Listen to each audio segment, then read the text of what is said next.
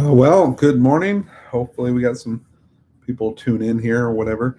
Um, Yesterday during my sermon, I said we'd go live every day, Monday through Thursday, with a devotional, and then Friday we're going to be going live for Good Friday service. Um, Quick plug: I know oftentimes one of the things that uh, people struggle with is some of the chronology of the gospels and how there's four gospels, and try and put everything in these gospels in a succinct order, and how to look at, say, Matthew, and look at an event in Matthew that's not really recorded in Luke. A lot of times that came from vantage points. The disciples who were witnessing these things would see something and then go forward, but because, say, Matthew had already written it, maybe John doesn't feel the need to put that in his gospel. So I thought for today and for this week, it would be really kind of neat to go into some devotionals through what occurred during the last week of Christ in his ministry here on earth. So today's passage will come out of Matthew chapter 21, starting in verse 12.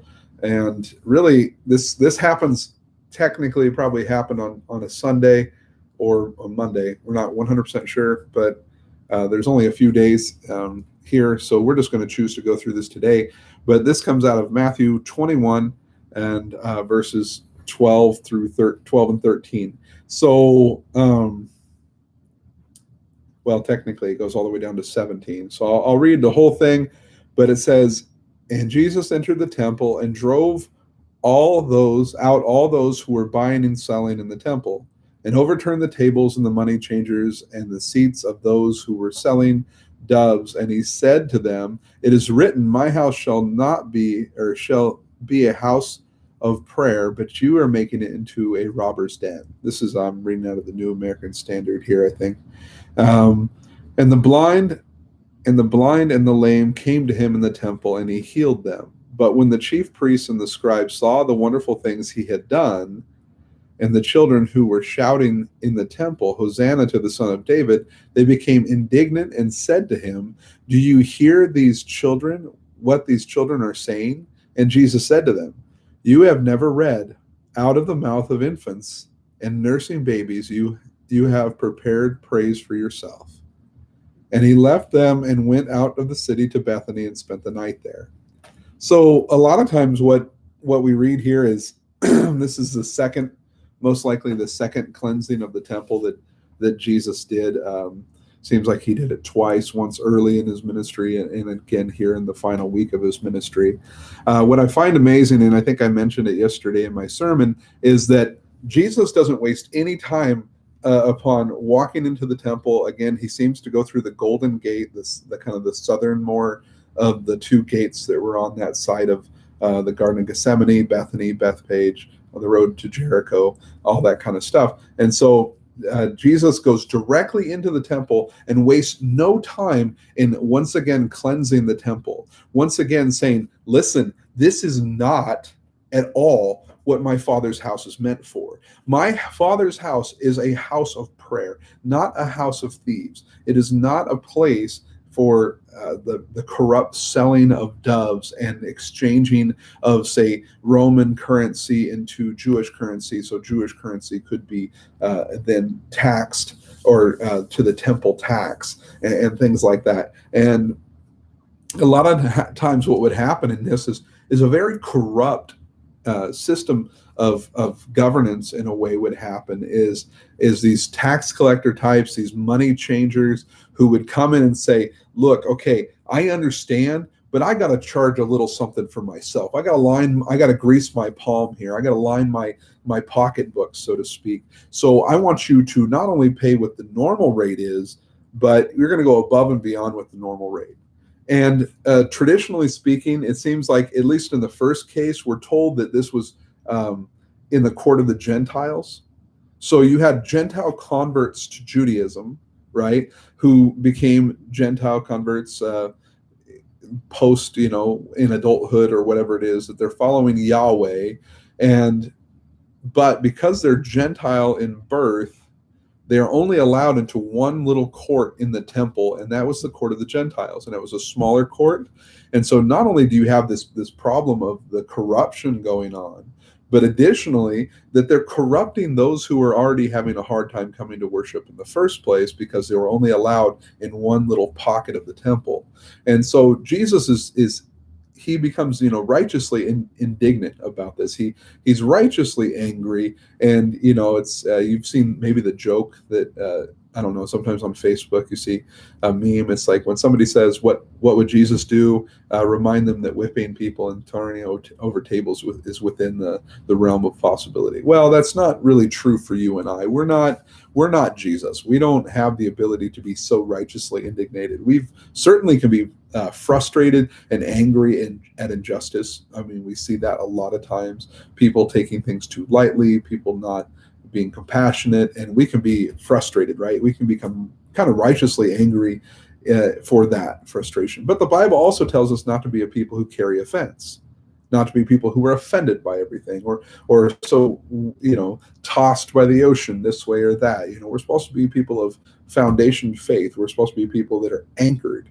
And so, but what we see here is Jesus seeing this corruption, and therefore the corruption. Now, again, I want to preface that this is obviously going to be public. We're talking about the week of Passover, so we're talking about a very popular time to be in Jerusalem. And so he goes in and he overturns the money tables. Here in Matthew, it doesn't necessarily say that he whipped them here, but at least he's in there. He's throwing tables again, and he chastises them, saying, "It is written, my house shall be called the house of prayer, but you are making it a robber's den." And after this instance, you have Jesus then continues by the lame and the blind coming to him and being healed right in the temple. And this would have been all noticeable by the general public, not only the maybe throngs of people who are coming to the temple making preparations to get ready for Passover, but additionally you have the Pharisees and the Sadducees, you have other lawyers like scribes, like people like Paul, that would have been around. Maybe some of the members of the Sanhedrin would have certainly been around. Think about it in a way that in a massive holiday for us, like Christmas, or like we're getting ready for Easter, and then they're on their normal circumstances, man, wouldn't we all be getting like ready, making sure we have our ham or our lambs and things like that, whatever people eat on Easter, making preparations with family for an Easter meal. And you think about all the preparation that goes into that. Well, that's kind of the same way that things would have been going on in Jerusalem. It's a massive, important holiday and marking Israel's freedom from Egypt and the Passover of the Holy Spirit, or the Passover of the Spirit that would come and take the lives of all the firstborn in Egypt. And so that's what the preparation is for. And it's a massive holiday, the Sabbat, they call it on Friday night. Well, not the Sabbat, I guess the Sabbat is a normal Sabbath meal. But maybe I'm misspeaking here a little bit, but they're getting ready for the Passover meal on Friday night, preparing everything, making sure they're getting their sacrifices into the temple for their yearly sacrifice. And so this would have been a largely public occurrence, both him turning over the tables and then him also healing the sick, healing the blind and the lame. And which is what's interesting to me is the fact, and maybe it's I'm not sure like how you're seeing it. I mean, we have public comment open today. I made a mistake yesterday in how we posted this, but you can comment, and I'm interested to see what your comments are here or questions that you might have. But at the same time, I'm looking at the fact that what's fascinating to me is the Pharisees don't seem to take issue with what Jesus is doing. Certainly in the first instance, there was an issue with what he was doing. It says, in Mark, he meant, it just simply mentions in Mark, it says that he came into the temple, but it doesn't mention a whole lot around. It says looking around, Looking all around, and after looking all around, he departed for Bethany with the 12, since it was already late. But in Matthew, we're told again here, and when he entered Jerusalem, the city was stirred. This is in Matthew.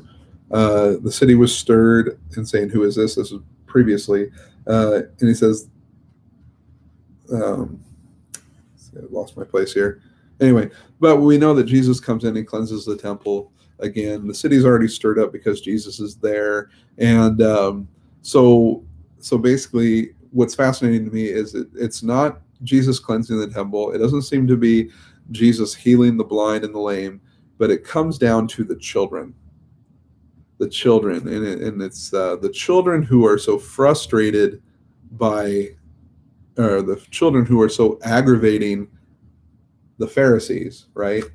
And so the Pharisees come to Jesus and they say, to him again, there in verse 16, "Do you hear what these children are saying? Do you hear these children? Oh my gosh, do you hear what the children are saying? Oh, they're disrupting the normal flow. And not only are they disrupting the normal flow, but out of the mouth of babes," Jesus literally says, "out of the mouth of babes, they're professing you to be the Messiah." Well, isn't it fascinating that children are some of the best truth tellers out there?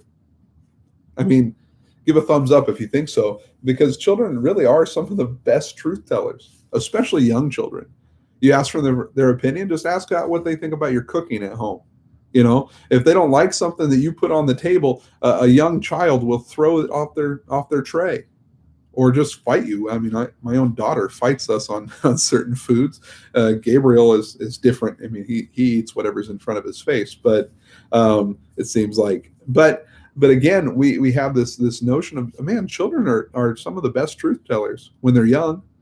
I mean, they haven't learned how to, hide things or lie or kind of manipulate the truth a little bit so they don't hurt feelings. And I think it's kind of fascinating, but it makes sense to what Jesus says. Have you never read, out of the mouth of infants and nursing babes, you have prepared praise for yourself? I mean, because these guys know exactly who Jesus is. And so Jesus isn't going to rebuke those. I mean, he says earlier, let the children come unto me, right? If you want to, enter into the kingdom of heaven, have faith like a child. He constantly says these things. And so we get into this notion there. Jesus enters into the temple. He casts out all the money changers once again because they don't get it. They're trying to make money. They're profiteering off of God's house, which is supposed to be a house of prayer. So the Gentiles are impeded. Jesus continues to heal the lame and heal the blind, which is still amazing to me that the Pharisees, Sadducees, the Sanhedrin, Caiaphas possibly himself, even people like Gamaliel, who were alive at this point, well alive, he would have been a leader in the Sanhedrin and all these different things, see all of this happening and still deny that this is the Christ. And I still love that Jesus is taking a bull by the horns type of approach to all the false teaching and all the false narrative that had been spread in his Father's house. And so he leaves from here. Again, Mark includes the same part that Matthew does here. He leaves, and he left them and went out of the city to Bethany and spent the night there. Most likely, again, goes back to Lazarus's home. It seems pretty evident that that's where Jesus continues to spend the night. Now, I mean, we can go on, because the next morning, again, that would kind of maybe bring us up to today. But I'm just gonna do this one too, and then tomorrow we'll go into some more thinking here, and and so the next morning, what we have here is Jesus curses a fig tree. So I'm not even going to go into that today. I know some of you might want me to, but I'm not going to go into that. I'm going to save that for tomorrow morning when we go through the verses 18 through 22. And I may most likely going to preach right out of Matthew this week from the resurrection account, especially the parts. It's just a cool occurrence in how Jesus chooses to reveal himself to women, to in the morning in a different way. He does some amazing things that I think will be really fun to go through and just show how amazing our God truly is. So from here, Jesus goes back home. He goes back to Lazarus' home with Mary and Martha, and he's going to continue to stay there throughout the week until Friday, when they have a home set aside. What we'll find out is that home belonged to the parents of John Mark, who is the cousin of Barnabas, I believe. So yeah, Barnabas. That's right. So he's a little boy who runs away naked in the Garden of Gethsemane. Um, so, but anyway, what I wanted to say to wrap this up here is, again, post any questions you have either on Facebook or Telegram or right here on the YouTube channel. If you have questions or something you'd like me to personally go through here, I can take a look at that. A book that is really good and helps out is there's a couple of different books out there. I know David Allwine has one of the books. It's called forgive me, I'm forgetting right now, but it's anyway, the one that I go through here is a good one. It's called The Harmony of the Gospels. This one's NIV and NASB. One we had to have in Bible college. But one of the cool things about it is it takes Bible verses and it chunks them out with what actually flows in line with each other. If like in this instance here, if you're talking about the triumphal entry, it has all three of occurrences of gospel accounts of the triumphal entry side by side. So it harmonizes the whole thing. And then where it doesn't have it, for instance, like in this section here is John 12, 12 through 19 is not included.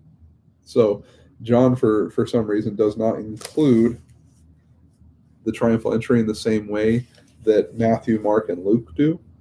And again, that makes sense if you really think about it for some apologetics there. So somebody tries to argue is like, well, John doesn't include it. Well, you can say, well, John also wrote his gospel somewhere around 86 AD or just after that. And so maybe he didn't feel the need to include that because it had already been well included by three previous gospel accounts.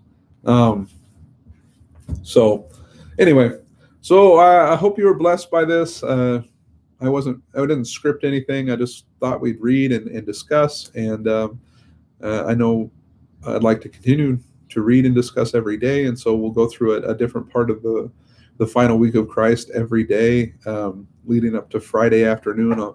Again, we're going to go live with at least a message for